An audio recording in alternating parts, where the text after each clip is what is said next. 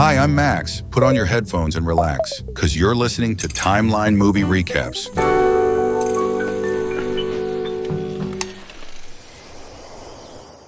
A young man just got out of prison. He moves in with his father and his young stepmother. But instead of finding peace, tension starts to build, slowly leading to something forbidden. What the fuck's wrong with you? And that's just one of many stories. Because behind it all, there's a mother who can't let go of her son, a professor haunted by a deadly mistake, and a man too scared to face the outside world. They don't know each other, but their wounds are connected. This is a fractured portrait of life in a story the world dares to call normal. The first story. We open with a blurry image of a mother and child. These are fragments of memory recollections from a woman named Catherine, who still mourns her eldest son, taken from her in a tragic car accident. Days passed, months blurred into years, yet she still hasn't found peace. She spends most of her time at home. The grief still grips her so tightly, she often calls her husband out of nowhere just to check if he's okay. This habit has started to make him feel a bit uncomfortable. The second story. Elsewhere, we meet a man named Walter, just waking up in bed beside his wife. He's a college professor. In class, he lectures on how human character is shaped by many things, but environment plays the biggest role. After the lecture, one of his students, Sherry, approaches him. Sherry explains she also works at a television station and asks for a bit of flexibility in case she misses class now and then. At first, Walter is hesitant, but Sherry turns on the charm. She flirts, just enough, and honestly, with a face like hers, Walter gives in. The third story, we see a young man named Jordy sitting alone in the prison yard. While other inmates are playing basketball, he isolates himself in the corner, quiet and withdrawn. A counselor approaches him with news. Jordy's about to be released. He encourages him to take this chance to start fresh. Suddenly, Hey! That's enough! I'll fucking kill you! Get your fucking hands off me. the fourth character, Dennis, a man haunted by past trauma, so severe it's left his mental health in ruins. He's terrified of going outside or engaging with anyone at all. Hello? Meanwhile, back at Catherine's house, she hosts a casual meal with relatives.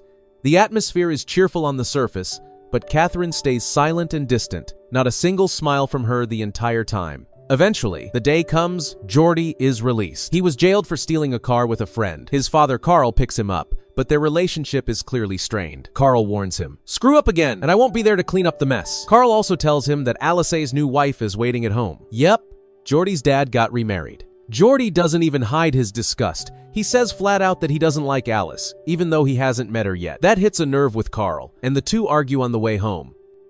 Walter sits alone, staring at a newspaper. The headline? A teenager died in a car crash. That teen was Catherine's son. From the look on Walter's face, you can tell he was the one behind the wheel. Meanwhile, Jordy is having breakfast at home for the first time in a long while. Carl, already in his work clothes, lays it down straight. Jordy needs to get a job. Just because Carl seems financially stable doesn't mean he's letting his ex-conson mooch off him. College, Jordy dropped out. So now, it's work or get out. Alice doesn't say a word, she just stands near the table, silently taking everything in. Carl adds one more thing. If you're not working within a week, you're out of this house.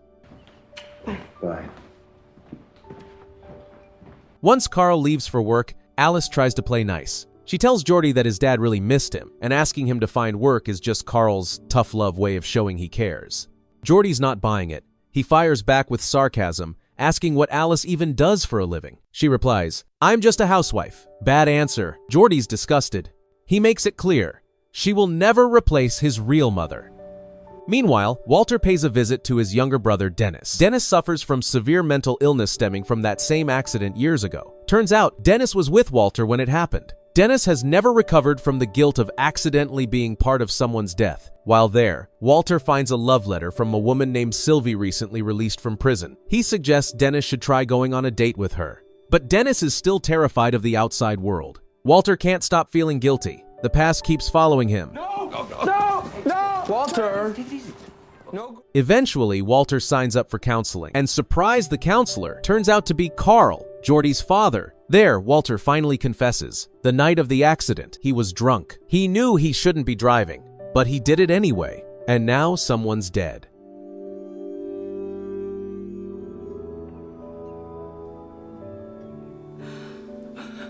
Later that evening, Walter gets home an hour late. His wife is annoyed they were supposed to have dinner together. Walter, still in a dark headspace, brushes it off. "I've got bigger problems," he mutters. She's pissed. Look at me, just fucking... He goes through the motions and sits down for dinner anyway. But afterward, when she tries to cheer him up by initiating sex, Walter turns her down. He's not in the mood. Instead, he plops down in front of the television. And what's on? A news anchor. It's Sherry, his student. You can tell. He's interested. Meanwhile, Jordy applies for a job at a local pizza joint. The manager finds out about his juvie record, but Jordy is open about his past and says he just wants to live right now. The manager gives him a chance but makes it clear. This is the real world. Mess up, and he won't hesitate to chew him out. Jordy's relieved. One huge burden off his back, he finally got a job.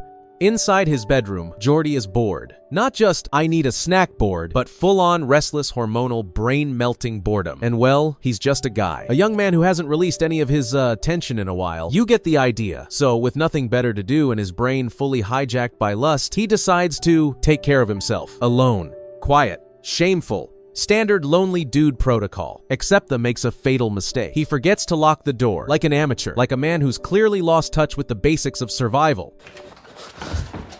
Alice walks in. Without knocking, without warning, Alice walks in. Steps right into the battlefield. What she sees? Her stepson mid-masturbation, pants down, hands occupied, soul already halfway out of his body. It's not just awkward. It's a war crime. What the fuck's wrong with you?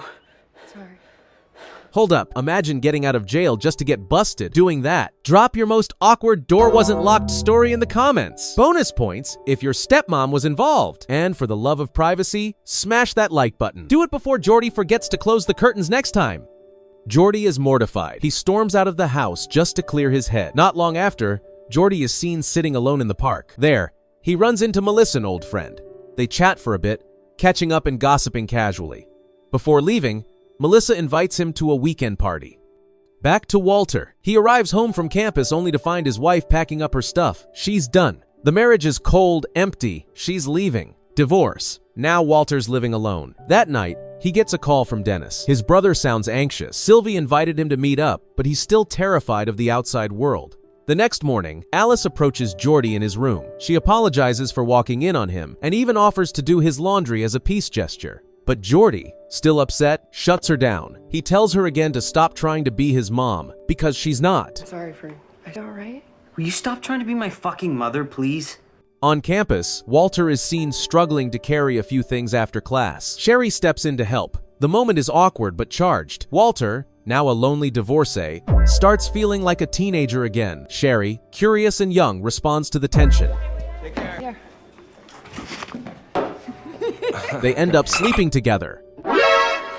Afterward, they light up a joint together, a perfect picture of bad decisions. Meanwhile, Catherine looks more lost than ever. She wanders the streets, and every time she sees a boy with short hair, she mistakes him for her dead son. It's heartbreaking. Crazy lady? That afternoon, Jordy walks into the house and accidentally sees Alice just stepping out of the shower, completely naked.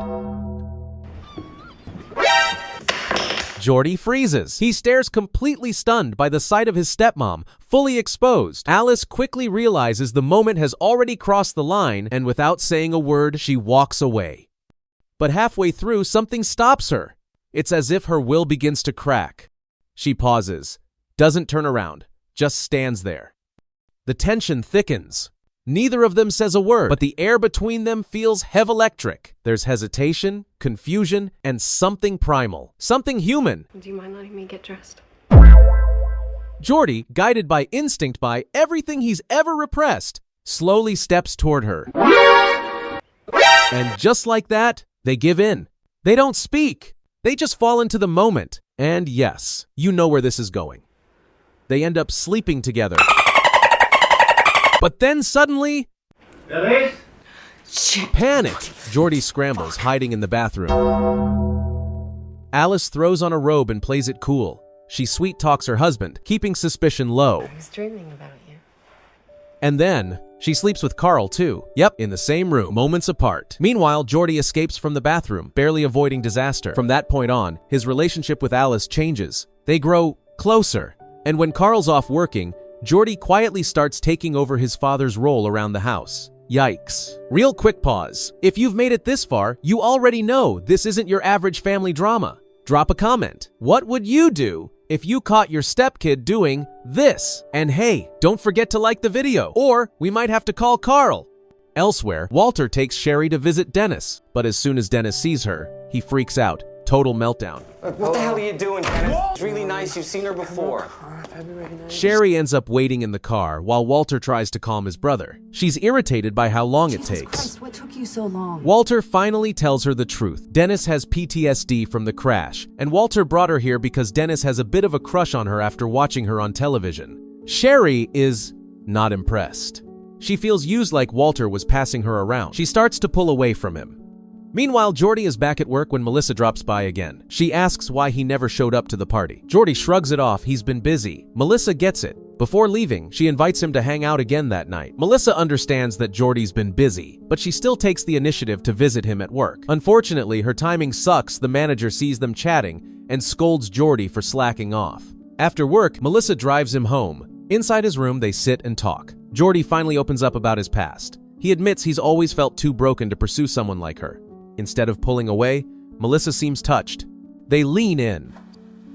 Alice spots a girl's car parked outside. She storms in. Melissa senses the tension and decides to leave. After that, Alice starts acting more possessive. She throws shade at Jordy, saying he probably prefers young, fresh girls over someone like her. Yeah, obviously. Meanwhile, Walter is back on his own. He decides to focus on helping Dennis and arranges a meetup with Sylvie. At first, Dennis hides, overwhelmed. Walter explains everything to Sylvie: Dennis's trauma, the accident, the fear. Sylvie listens. She's been through her own darkness, and she understands. Eventually, they start talking from opposite sides of the door. Little by little, Dennis calms down, and finally lets her in. With Dennis now making progress, Walter pays one last visit to Sherry at her apartment. But guess what? What? Yep, Walter's not the only mature man in her life. The older boyfriend catches her cheating. Walter and Sherry reconnect briefly after that, but Walter knows deep down his story with her is over. There's still something unresolved in him, so he walks away. One day, Jordy forgets to clean the bathroom at work. The manager loses. Ite yells at him hard. Jordy snaps. He quits on the spot. You fucking fat ass. Burnt out and frustrated, Jordy heads home. Alice tries to comfort him, but he's sick of her too. He walks away. That night, something shifts. Jordy finally works up the courage to call Catherine. He apologizes for the death of her son. He's truly sorry and completely broken. They agree to meet at the beach. Jordy cries as he confesses everything that it all started when he stole a neighbor's car. But Catherine doesn't blame him. She blames Walter, the drunk driver who hit them. Afterward, Catherine tries to let go. She gathers her late son's belongings and prepares to burn them. But her husband arrives just in time and stops her before the flames grow. Stop it! Stop! Please! Meanwhile, on the other side, Jordy is seen returning home, only to find Alice bruised and beaten. Turns out, she told the truth. She confessed to Carl that she and Jordy had slept together. Carl explodes. Fuck you! He beats Alice, then turns his rage on Jordy. With fury in his eyes, he kicks Jordy out of the house for good. Jordy walks away bleeding, humiliated, shattered. Jordy eventually runs away with Melissa to start a new life. Walter, on the other hand, shows up at Dennis's apartment, Dennis! but Dennis is gone. Panic sets in. Walter scours the city looking for him. Guilt floods his mind. What if he's lost his brother too? Meanwhile, Catherine's husband, tired of the endless grief, asks her to move on from their child's death. He says, life must go on, and letting go is the only option. But to Catherine, it feels like he's minimizing their loss. She gets angry. She packs up and leaves the house with their youngest child. Not long after, Walter arrives to apologize, but Catherine refuses to accept it. He keeps begging, just as she turns to leave. Then she snaps. Don't touch me! Is that what you want? Is that what you want? Away from me! Walter falls right in front of her car. She could end it all here, run him over, take her revenge. But instead, yeah, pity wins. She lets go just a little, enough to finally breathe.